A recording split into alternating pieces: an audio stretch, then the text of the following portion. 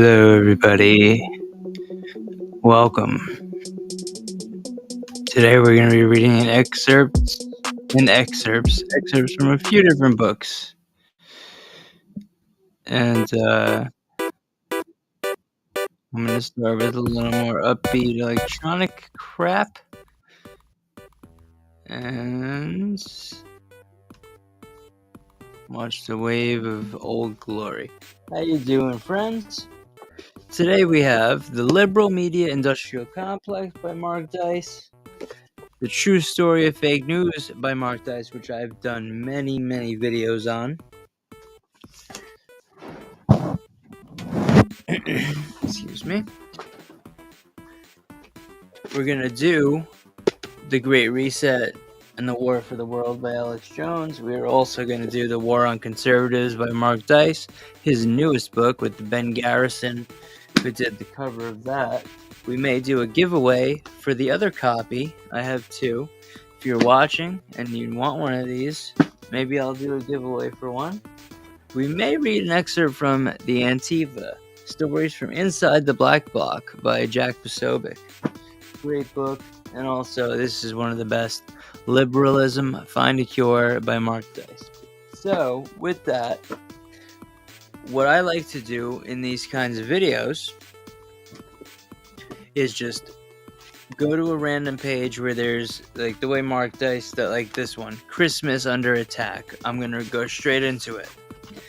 So, the first thing I'm going to do is, I'm going to do that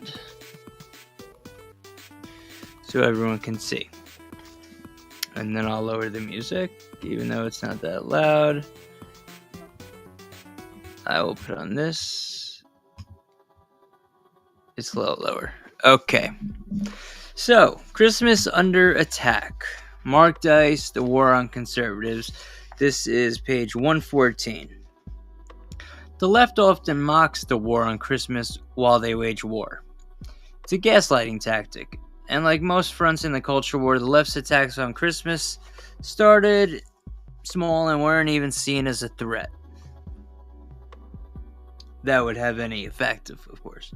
But they relentlessly persisted, and the trickle turned into a flood. This is the case that you'll hear a million times about. If you give them an inch and they take a foot, or all they wanted was to get married, stuff like that. It's along the same spectrum. Hope you don't mind that I partake.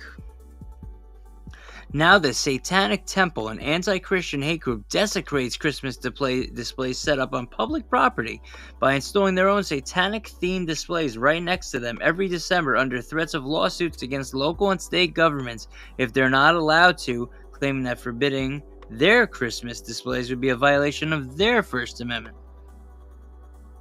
And that's from NPR, Satanic Sculpture Installed at Illinois State House just in time for the holidays by Laurel Walmsley, December 4th, 2018. Mark Dice does not mess around with the footnotes. If they targeted Jewish holidays, the ADL would freak out and get them banned from social media, payment processors, apps like Venmo, PayPal to cut off their funding for being a hate group.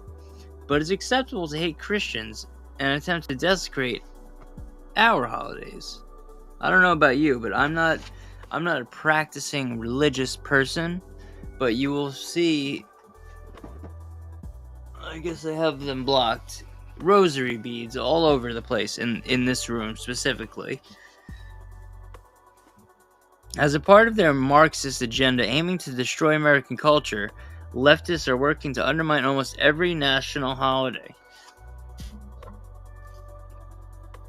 But since Christmas is a Christian holiday, despite it being mostly secularized for generations, they're extremely upset about it because of its origins and underlying meaning. The name itself is derived from Christ's Mass. Ooh, so scary. Oh, get terrified, everyone. Christ's Mass. Let me do a hat change for this. Okay, so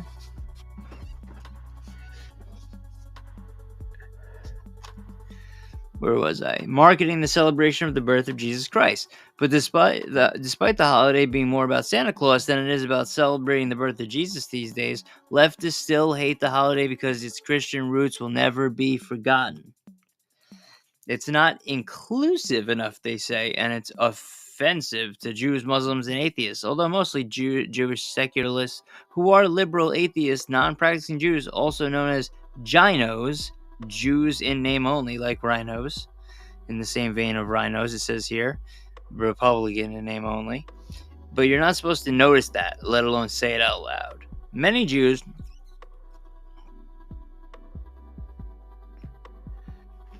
Sorry. This little thing for if you smoke joints, this little thing for joints is amazing. You could ash your joint in the little hole there, and then if you just drop it in, it just puts it right out. You know, it takes the oxygen away. It says $9.99 on the bottom. I paid like $4 for it. So, for instance,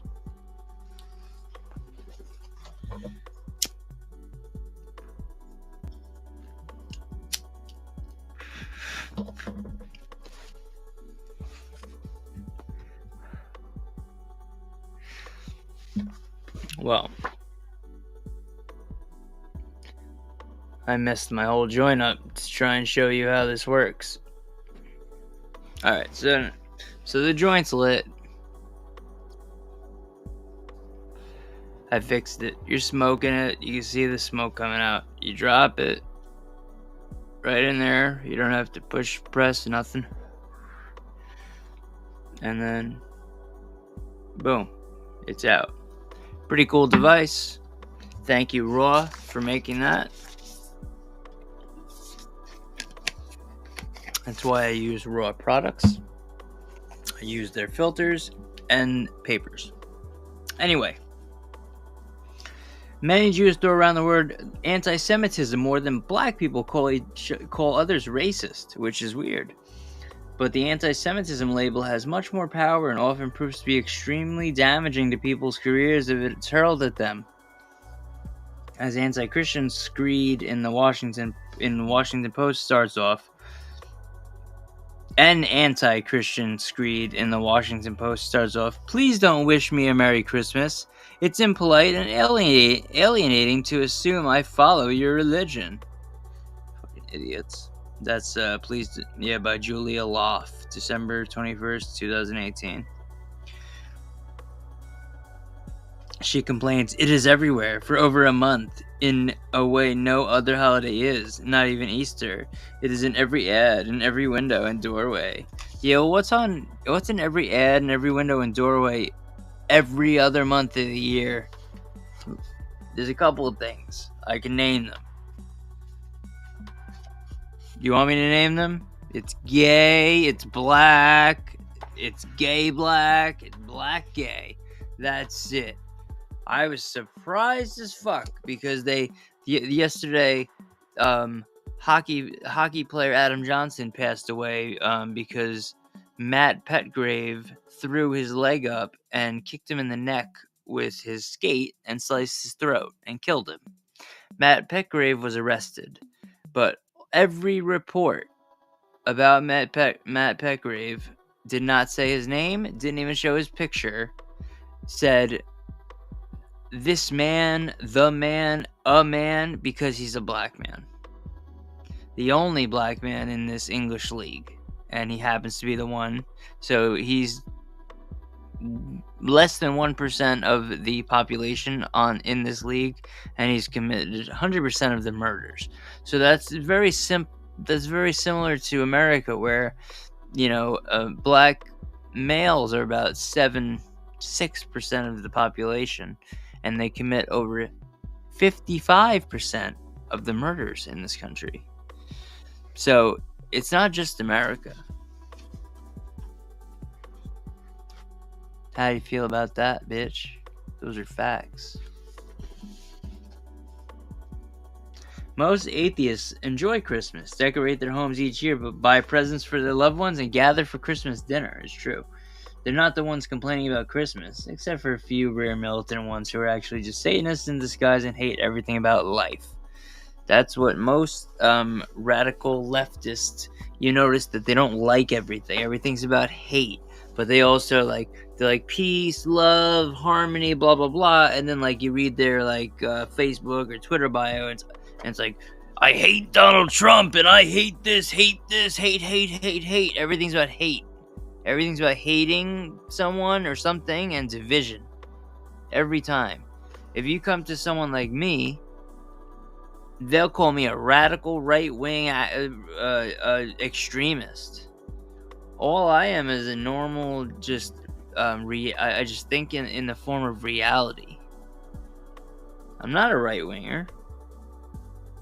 I had to change. I was a Democrat, in the system. I had to change to Republican so I could vote for the most, at least the most normal of the people, especially for president right now. We can't have Joe Biden be going in office, right? I mean, God, I'm glad I could afford these books. The way the prices for things, inflation is nuts. And if you're watching this, I have a gift for you. If you're interested, for anyone who's new,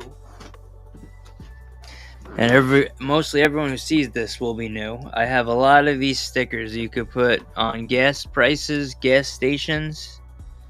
You've seen these on gas stations before? You could put them yourself. I've been doing it in my area in Long Island, New York. So if you see them around Nassau County, I probably did that. I have a bunch of them. If you guys need one, if someone needs one, please let me know. I will send them out to you so you can stick them on whatever you want.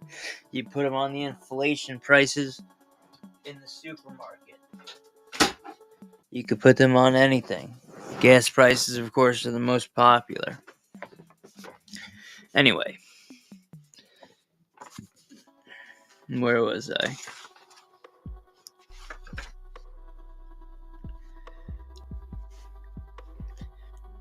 An NBC News op-ed complained that December in America is a constant onslaught of Christmas culture. An onslaught of Christmas culture. Every store gets decked out in Christmas finery and puts carols on blast, seemingly believing that it encourages shopping. Television shows that morally avoid any discussion of anything approaching religious observance suddenly get into the spirit. Yeah, that's what a holiday is. I mean, shut up. You don't have family over to eat a big turkey in June. Well, maybe you do have some family over to eat a big turkey in June, if you know what I mean. You sick bastards. Anyway, I don't even want to read this part. I'm tired of reading about these whiny motherfuckers. That's fine. Let's go to the Great Reset. COVID-19. Then came COVID-19 is the name of the chapter here. So let's read this first page. Let's see what happens. Damn it, my ashtray, my coffee, and my microphone are all to my left. To my right, your left. The more I study the globalists, the more I conclude they act a lot like that annoying used car salesman who will say anything to keep you from getting off the lot without making a purchase.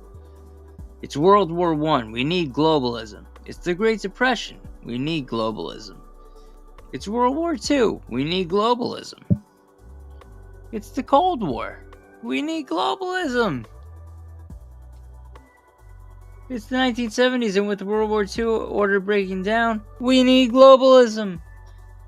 In 2001, it's 2001, there's a war on terror. We need globalism. It's 2016, and technology's changing things. We need globalism. It's 2020, and there's COVID-19. What do we need?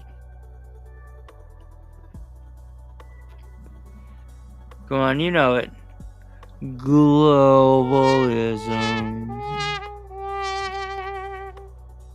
One more time.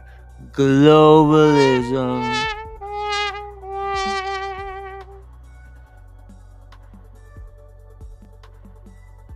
However, before Alex gets to the response of Klaus Schwab and the World Economic Forum, he needs to get to a few things out of the way. I'm trying to read this not the way it's written. I'm trying to take it. It says I there, so I'm taking I and putting him, and it won't last long. It's my personal belief that the mainstream narrative of SARS-CoV-2 and COVID-19 is filled with so many lies it's difficult to detail all of them. Let me simply go over a few things that Alex Jones believes. Alex Jones thinks COVID-19 was a planned attack on civilization by globalists. They clearly broadcasted this by their exercise called Event 201, which was, I believe, and it doesn't say this here, you could pause and look, I believe was in September 2019. The website of the Center for Health Security described the gathering. Wow, it got even louder. I asked someone to lower the TV because it's so loud.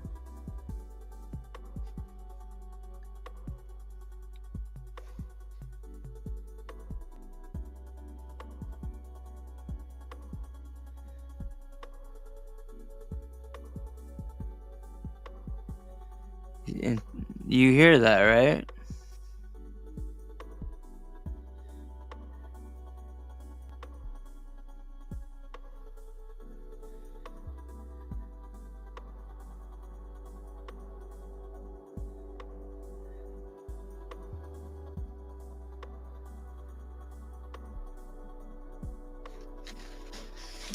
I'll just let it go. The Johns Hopkins Center for Health Security. He's ruined my whole video. My whole video is ruined. Okay. So the Johns Hopkins Center for Health Security, in partnership with the World Economic Forum and the Bill and Melinda Gates Foundation, hosted Event 201, a high-level pandemic exercise on October 18th, 2019. See? In New York. The exercise illustrated areas where public-private partnerships will be necessary during the response to a severe pandemic in order to diminish large-scale economic and societal consequences. I'd like you to recall that. From my perspective, whenever I hear the expression public-private partnership, I immediately translate that into the word fascism. I'm not saying you have to accept Alex's translation, but take his translation for a test spin and see how much it explains what happened next. On the big topics of discussion by the participants of Event 201,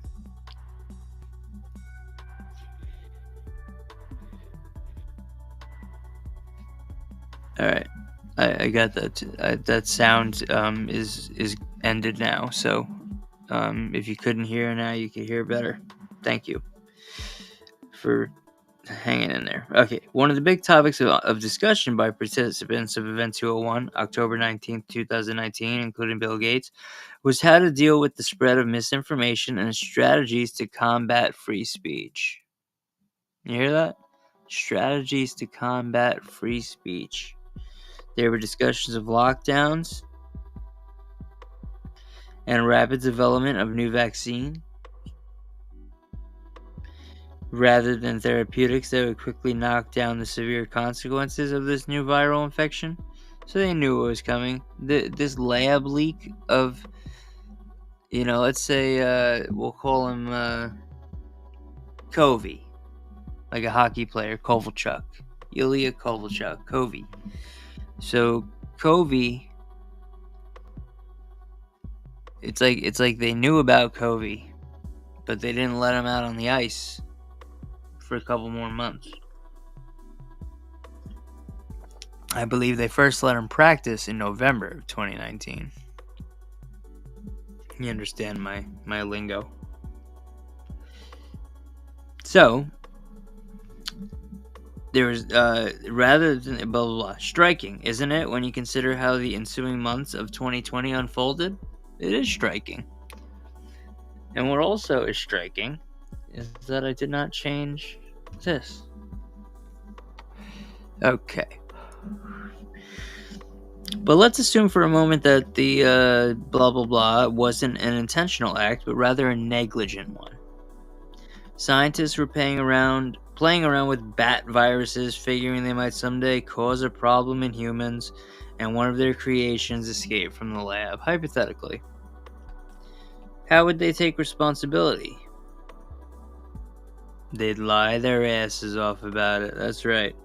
The only problem was that in 2016, in an article in Nature, I guess it's a magazine, they triumphantly told the world they've been able to make these bat coronaviruses able to infect humans.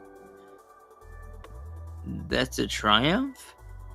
To get a disease that doesn't affect humans to infect them? So now you have more things to worry about? I mean, what kind of idiots are we we do know what kind of idiots we're talking about.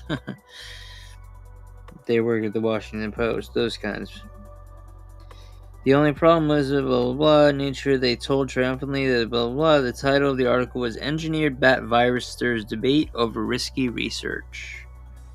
Let's read a few paragraphs, shall we? Oh, we shall. Okay, let's read this. An experiment that created a hybrid version of bat coronavirus, one related to the virus that causes SARS, has triggered a renewed debate over whether engineering lab variants of viruses with possible pandemic potential is worth the risk.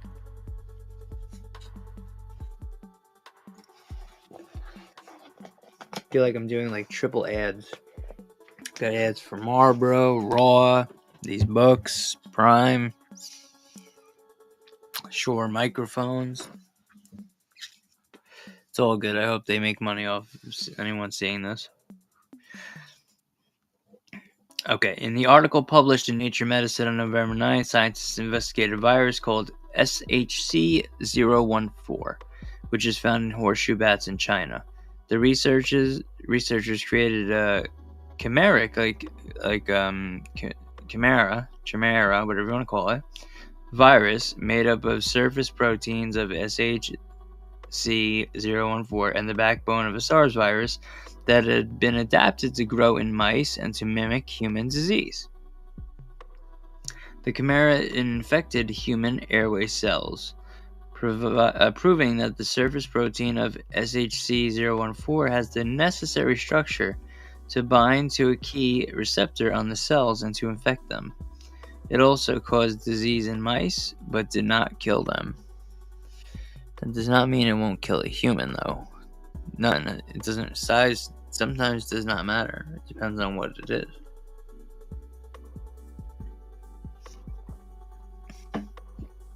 is.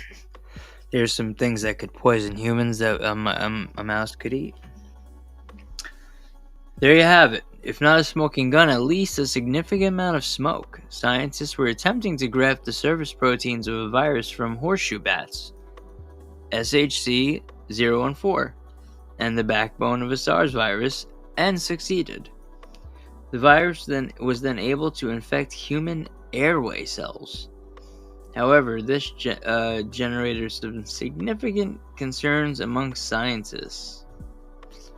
So, let's see what this next little section is. Okay, this is another part of the engineered bat virus stirs debate over risky research article. So it goes on. Also caused disease in mice, but did not kill them. But other virologists question whether this information gleaned from the experiment justifies the potential risk. Although the extent of any risk is difficult to assess, Simon Wayne Hobson, a virologist at the Pasteur I knew it was French, Institute in Paris, points out that when researchers have created a virus that grows remarkably well, in quotes, in human cells. That the researchers have created a virus that grows remarkably well in human cells. If this virus escaped, nobody could predict the trajectory, he says. So, why not let it loose and find out, right? The argument is essentially a rerun of the debate over whether to allow lab research that increases the virulence, ease of spread, or host range of dangerous pathogens, what is known as gain of function. You ever heard of those words? Gain of function research. In October 2014, the U.S. government imposed a moratorium on federal funding of such research on the viruses that cause SARS, influenza, and MERS, which is Middle East Respiratory Syndrome, right? So, the Wuhan virus, the China virus, I mean, it all makes sense. SARS, MERS is the Middle East Respiratory. I mean, no one's offended by this one. Why? Because Obama said it? Like, fuck you, really? Like, are you serious? Holy shit, idiots, man.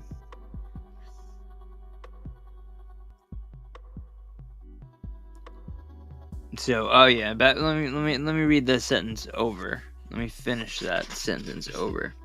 What is known as gain of function research, blah, blah, blah. In October 2014, the U.S. government imposed a moratorium on federal funding of such research, gain of function research, on the viruses that cause SARS, influenza, and Middle East Respiratory Syndrome MERS, a deadly disease caused by a virus that sporadically jumps from camels to people.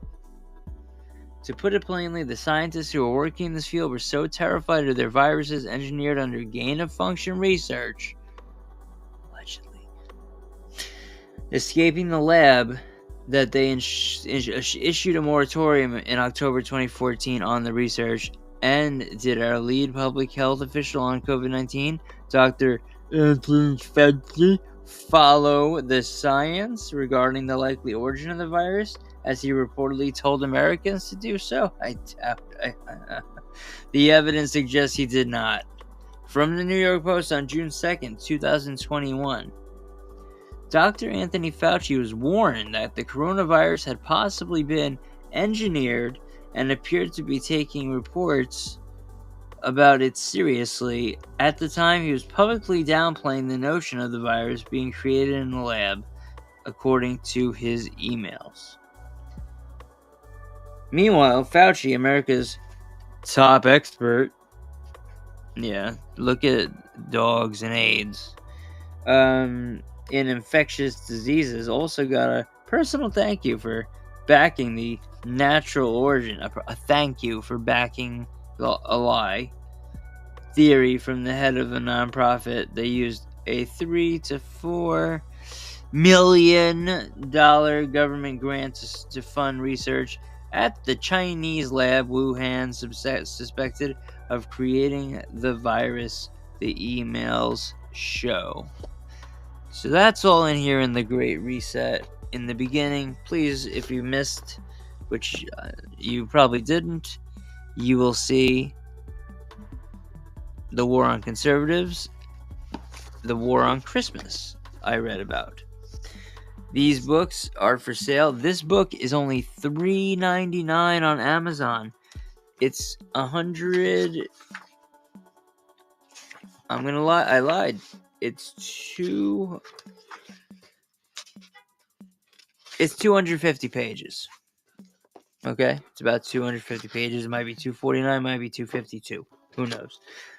This one is brand new, just came out. Well worth it. 334 pages. Every word in here you need to know. Like I've said in many other videos about this book, buy one for yourself. Please read it. Then give it to someone else who wants to read it. But buy two. Buy one for someone who needs to know this information. You might know some of it and get more detailed information about it from here, but there's people out there that don't know about any of this stuff that's in this book. They're totally in the dark. I have a friend who, before me just starting to discuss stuff like this, had no idea what was going on. None of the stuff that I talk about or this book talks about, she knew none of it. She went and voted for Joe Biden, in 2020, and just went with friends and was one of probably 90% of that group of friends that went to go vote together, voted for Joe Biden, because with the one or two friends that are probably leftists, I don't know who they are, went and said, all right, we're going to vote for Joe Biden. So everyone went and voted for Joe Biden. That happened a lot because those people are called useful idiots. And I took my friend out of that group. She's not a useful idiot anymore. She knows what's going on, and she knows who is the perpetrator of this shit. So she will not be voting for Democrats anymore. Let's just say that. And a couple of friends also. So please spread the word about stuff like this. Get it out there. Let people know. Even share this video. Thank you so much for watching. I really appreciate it. I'm mixing my hockey YouTube channel and my personal YouTube channel right now because I have a strike on my hockey YouTube channel. So that's why you see the hockey stuff behind me. But if you want to check out any cool hockey stuff, if you're a New Jersey Devils fan, Bratman, follow me on Twitter, on X, at Devil's Joint X. It's that simple. Devil's Joint X. And I'll see you then. Thank you for listening. I hope you buy this book. Buy this book. The Critic, anyone?